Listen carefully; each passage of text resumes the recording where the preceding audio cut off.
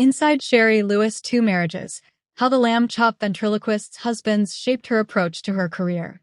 Shari Lewis' life and career were strongly influenced by two great loves.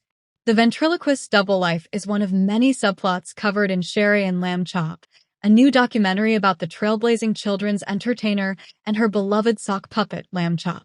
Shari Hurwitz met her first husband, Stan Lewis, when she was 15. 4 years later, the high school lovebirds were married. Stan was involved with show business on the business side, working as an account executive for several TV game shows.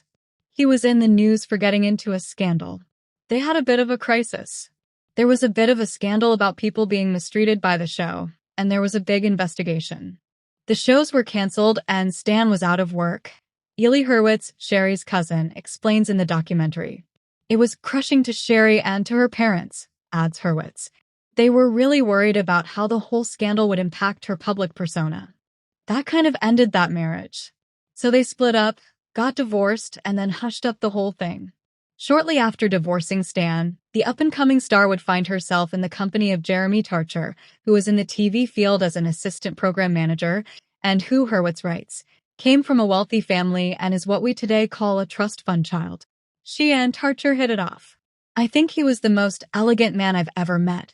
So elegant that he never goes to bed without his shoes on, Lewis told People in 1976. But Craig was sometimes intimidated by her success. Even if he had a good education, Tarcher didn't have Lewis's determination to succeed, which caused some complications for their relationship. The two got married less than a year after meeting, however.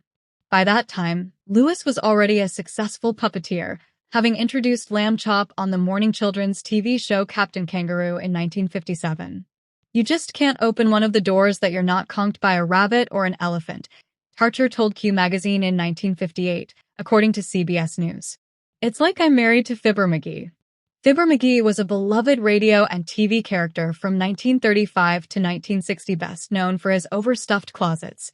They had a daughter, Mallory, in July 1962, while working together on The Shari Lewis Show. When it ended in 1963, they had difficulty in their marriage as Tarcher delved into New Age philosophies. My mother was the anti-New Age, but she loved her husband, so she tried to affirm, Mallory, who is now 63, says in the documentary.